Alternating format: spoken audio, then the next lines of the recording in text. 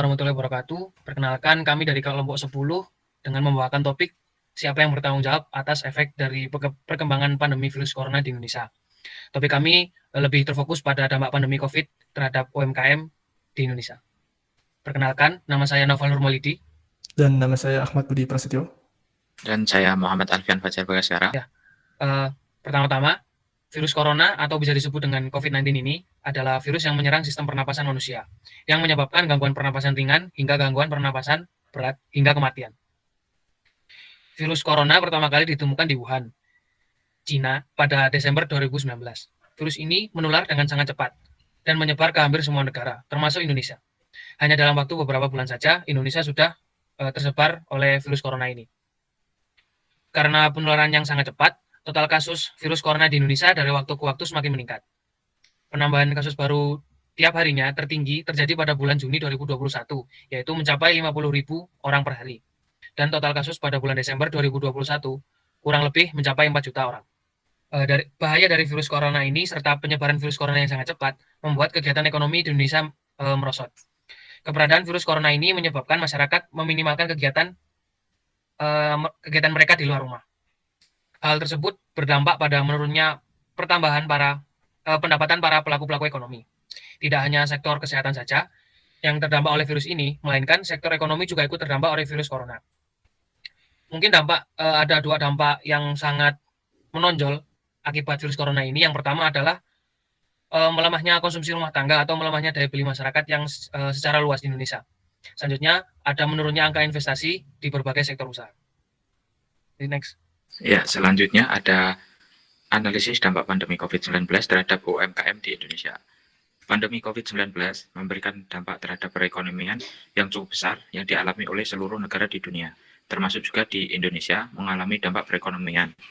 Usaha mikro, kecil, dan menengah UMKM yang memiliki kedudukan khusus di perekonomian Indonesia juga terdampak secara serius, yaitu adanya pandemi menyebabkan turunnya kinerja dari sisi permintaan konsumsi dan daya beli masyarakat, yang akhirnya berdampak pada sisi supply, yakni pemutusan hubungan kerja, dan pandemi COVID-19 memberikan dampak terhadap perekonomian yang cukup besar, yang dialami oleh seluruh negara di dunia, termasuk di Indonesia mengalami dampak perekonomian. Usaha mikro kecil, dan menengah atau UMKM yang memiliki kedudukan khusus di perekonomian Indonesia juga terdampak secara serius, yaitu adanya pandemi menyebabkan turunnya kinerja dari sisi permintaan atau konsumsi dan daya beli masyarakat, yang pada akhirnya berdampak pada sisi supply, yakni pemutusan hubungan kerja dan ancaman terhadap macetnya pembayaran kredit. Usaha mikro, kecil, dan menengah atau UMKM yang memiliki kedudukan khusus di perekonomian Indonesia juga terdampak secara serius. Berdasarkan data BPS, diketahui jumlah UMKM mencapai 64,2 juta unit per 2018. Angka tersebut mencapai 99,9% dari keseluruhan usaha yang beroperasi di Indonesia. UMKM berkontribusi 60,3% dari total produk domestik bruto atau PDB dan menyerap 97% dari total tenaga kerja serta 99% dari total lapangan kerja. Di sini terdapat beberapa alasan UMKM menutup usaha. Yang dari paling bawah adalah adanya kesulitan bahan baku, selanjutnya ada kesulitan akses keuangan, selanjutnya ada regulasi dari pemerintah, adanya penurunan permintaan, dan kekurangan biaya produksi. Dan dari segala alasan tersebut, pelaku UMKM menutup usaha secara permanen dikarenakan adanya PPKM atau pembatasan kegiatan masyarakat yang menyebabkan masyarakat tidak dapat melakukan aktivitas di luar rumah. Next, dan berikut ini adalah tabel atau diagram penurunan penjualan sektor UMKM akibat COVID-19. Next, terdapat perbandingan kondisi usaha sebelum dan sesaat terdampak COVID-19. Perbandingan tersebut sangat signifikan mengenai kondisi usaha sebelum dan saat terdampak COVID-19. Menurut penilaian pemaparan dalam grafik yang bersumber dari Kata Data Insight Center, menyatakan bahwa kondisi sebelum COVID-19, presentase kondisi usaha baik atau sangat baik sebesar 92,7%, presentase kondisi usaha biasa saja sebesar 6,3%, dan kondisi usaha buruk atau sangat buruk sebesar 1,0%, di mana dalam presentase sebelumnya, masuknya COVID-19 dinilai berjalan dengan lancar, tidak banyak kendala, dan minimnya kondisi buruk dalam usaha. Namun jika melihat kondisi usaha saat ini per bulan Juli 2020, menurut survei yang telah terpaparkan dalam grafik yang bersumber dari kata data Insight Center, bahwasanya kondisi usaha dalam kategori buruk atau sangat buruk meningkat sebesar 56,8% dibanding yang sebelumnya hanya sebesar 1,0%, di mana dalam presentase sebelum masuknya COVID-19 dinilai berjalan dengan lancar, tidak banyak kendala dan minimnya kondisi buruk dalam sebuah usaha. Mungkin telah dipaparkan efek dari keberadaan COVID-19 di Indonesia ini yang menyebabkan kebijakan-kebijakan yang dikeluarkan pemerintah justru menghambat perekonomian Indonesia. Namun, tindakan Indonesia dalam menyikapi pandemi COVID ini sejalan dengan liberalisme modern. Liberalisme modern ini adalah kombinasi dari keadilan sosial dan ekonomi campuran. Liberalisme modern ini memahami peran masyarakat lebih diutamakan dalam kegiatan perekonomian daripada peran pemerintah itu sendiri. Namun bukan berarti peran pemerintah tidaklah penting. Peran pemerintah hanya sebagai di sini hanya sebagai fasilitator dalam perekonomian. Pemerintah dalam memfasilitasi kegiatan ekonomi di Indonesia dapat melakukan bantuan dalam bentuk subsidi, bantuan sembako, bantuan permodalan, serta bantuan langsung tunai yang diberikan kepada masyarakat pada masa pandemi COVID-19 ini. Program tersebut memiliki tujuan agar UMKM mampu bertahan, berkembang, dan bertumbuh di tengah tantangan pandemi COVID-19 ini. Mungkin beberapa contoh intervensi pemerintah Indonesia dari segi permodalan yang sudah dilakukan. Yang pertama adalah KUR atau kredit usaha rakyat. Yang kedua ada bantuan langsung tunai untuk pedagang kaki lima dan warung. Selanjutnya ada banpres produktif usaha mikro dan bantuan langsung tunai bagi anggota koperasi. Tidak hanya itu, pembentukan regulasi terkait keamanan pelaku ekonomi ini juga harus dilakukan seperti peraturan wajib social distancing, peraturan protokol kesehatan yang harus dipatuhi oleh pelaku ekonomi, serta vaksinasi agar persebaran virus corona berhenti, sehingga kegiatan ekonomi dapat berjalan dengan normal. Dalam liberalisme, diketahui peran pemerintah justru menghambat jalannya ekonomi. Namun, pada kondisi seperti ini, yaitu pandemi COVID-19, peran pemerintah justru harus ada atau dibutuhkan agar pasar berjalan kembali dan segera pulih. Setelah adanya intervensi pemerintah yang diberikan oleh UMKM, ke UMKM dapat melakukan UMKM diharapkan dapat melakukan kegiatan ekonomi dan bersaing lagi di pasar untuk pada masa pemulihan setelah pandemi COVID-19 ini.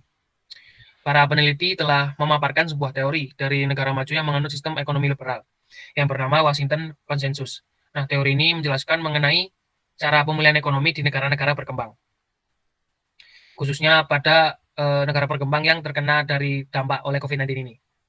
John Williamson, yaitu seorang ekonom, merumuskan Washington Consensus ke dalam beberapa kebijakan. Mungkin terdapat 3 kebijakan yang cocok dilakukan oleh Indonesia. Yang pertama adalah diprioritaskan pengeluaran pemerintah publik dalam 6 hal. Konsensus ini memilih untuk mengalokasikan pengeluaran pemerintah dalam program-program yang berpihak kepada rakyat miskin, seperti subsidi, pendidikan, dan kesehatan. Selanjutnya ada deregulasi atau penghapusan peraturan yang menghambat persaingan, kecuali untuk menjaga keamanan, lingkungan, perlindungan konsumen, dan pengawasan lembaga keuangan. Hal tersebut sejalan dengan prinsip liberalisme yang lebih menekankan terhadap peran masyarakat atau market untuk pertumbuhan ekonomi itu sendiri. Selanjutnya ada perlindungan hak milik bagi seluruh pelaku ekonomi. Baik, di sini seperti yang telah dijelaskan oleh teman-teman saya sebelumnya, bantuan itu bukan cuma berasal dari pemerintah atau berasal dari masyarakat. Jadi bantuan itu secara rinci itu terbagi atas 2, yaitu bantuan langsung dan bantuan tidak langsung. Bantuan langsung merupakan bantuan yang bersifat keuangan atau dana yang langsung dari pemerintah, sedangkan bantuan yang tidak langsung adalah dalam bentuk pendampingan dan institusi pendidikan. Sebenarnya bantuan dari pemerintah itu sudah lama ada dan sudah dijalankan oleh beberapa negara juga, seperti negara Arab Saudi, yang dimana dana untuk membantu UMKM itu berasal dari pemerintah pusat, dan Korea Selatan, di mana lebih dari 4.000 UMKM itu dibantu dari penyaluran dana pusat. Oke, dari Indonesia sendiri itu ada beberapa bantuan langsung yang sudah ada di masyarakat. Yang pertama adalah KUR, yang bertujuan untuk meningkatkan dana dan memperluas akses pembiayaan kepada usaha produktif, dan juga untuk meningkatkan kapasitas daya saing usaha mikro, kecil, menengah. Nah, pada tahun 2020, kebijakan KUR ini dikhususkan untuk mempercepat pembangunan UMKM sekaligus cipta karya. Selain itu juga terdapat UMI atau pembiayaan ultramikro yang merupakan program fasilitas pembiayaan pada usaha ultramikro yang dalam bentuknya itu bentuk kredit konvensional dan juga prinsip syariah. Selain KUR dan UMI, terdapat 2 bantuan langsung dari pemerintah yang berupa subsidi bunga dan BPUM.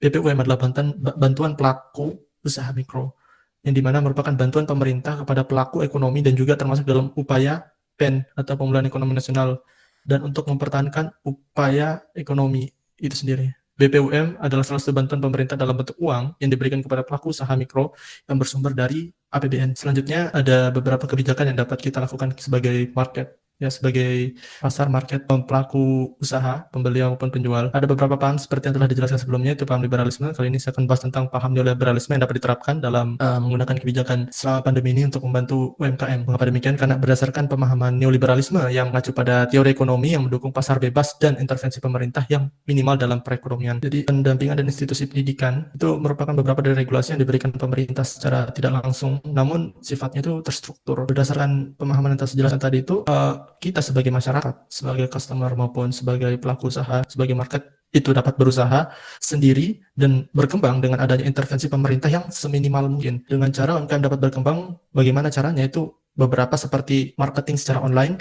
itu yang pertama, dan yang kedua adalah memperkuat hubungan dengan para stakeholder dan lain sebagainya. Hernani menjelaskan kalau pengaruh kreativitas dan inovasi terhadap sikap kewirausahaan UKM. Jadi tujuan dari kebijakan ini adalah untuk mengetahui keberlanjutan UKM dapat dilihat dari sikap kewirausahaannya. Mengapa inovasi itu menjadi hal yang sangat penting untuk bagi UKM itu sendiri?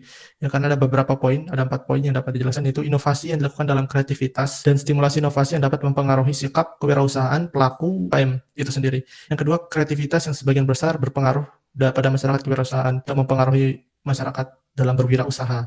Yang ketiga adalah variabel inovasi itu sendiri mempengaruhi kewirausahaan UKM.